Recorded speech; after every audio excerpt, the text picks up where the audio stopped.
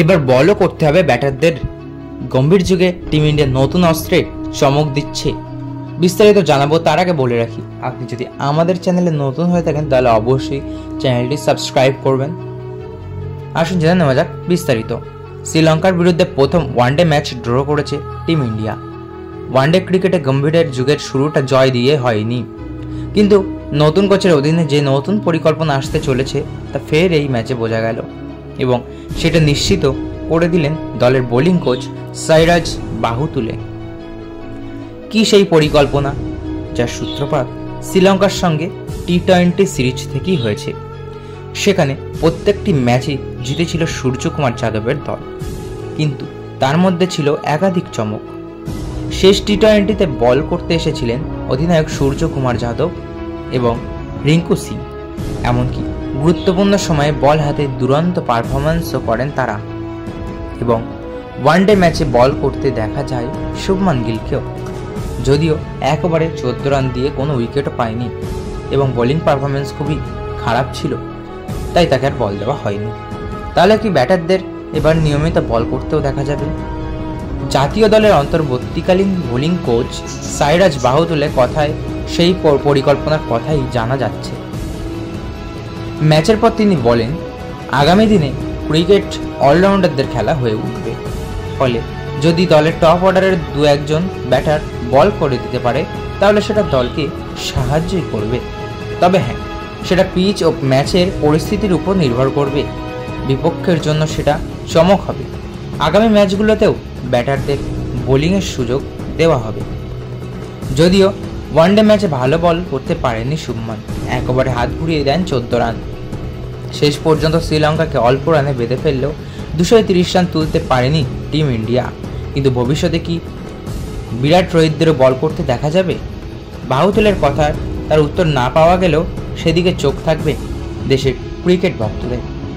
ভারত শ্রীলঙ্কা টি-20 সিরিজে 3-0 জিতেছে ভারত, তবে শেষ টি-20তে জেতার মতো পরিস্থিতিই ছিল না ভারতীয় দলে। সেখান থেকেই সারপ্রাইজ। শেষ 2 ওভারে মাত্র 9 রান প্রয়োজন ছিল শ্রীলঙ্কার। হঠাৎই 19তম ওভারে রিঙ্কু সিংকে বোলিং আনেন ক্যাপ্টেন সূর্যকুমার যাদব। শেষ ওভারে নিজে বোলিং করেন, ম্যাচ গড়ে সুপার ওভারে। জোড়া সারপ্রাইজ এই ম্যাচ জিতে শ্রীলঙ্কাকে ক্লিন সুইপ করে ভারত। রিঙ্কু সিং এবং সূর্যকুমার যাদব দুজনে আন্তর্জাতিক টি-20 প্রথমবার বোলিং করেন। এই সারপ্রাইজ নিতে পারেনি শ্রীলঙ্কা।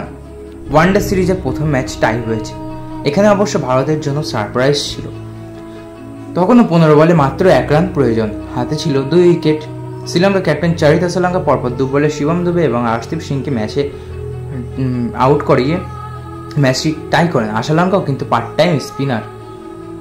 প্রথম ওডিআই থেকে ভারতীয় টিম অনেক শিক্ষাই নিয়েছে। 1 রানও কত গুরুত্বপূর্ণ আরও একবার সেই উপলব্ধি হয়েছে। পরিস্থিতির জন্য বিকল্প থাকা প্রয়োজন, সেটাও যেন বুঝেছে ভারতীয় টিম ম্যানেজমেন্ট। একটা সময় ভারতীয় টপ অর্ডার বোলাররা নিয়মিত বোলিং করতেন, এখন সেটা বিরল। প্রথম ওয়ানডেতে অবশ্য শুভমান গিলকে দিয়ে একবার বোলিং করানো হয়, সেই ওভারে 14 রান আসে। অন্যদিকে শ্রীলঙ্কা অধিনায়ক তথা পার্ট টাইম স্পিনার প্রায় 9 ওভার বোলিং করেন। পরিস্থিতি স্পিনারদের সহযোগিতা করছিল, সে কারণে এমন সিদ্ধান্ত। ভারতীয় দলে এমন বিকল্প নেই। শ্রেয়াস, রোহিত, বিরাটরাও কিন্তু বোলিং করতে পারেন, একটা সময় করতেন।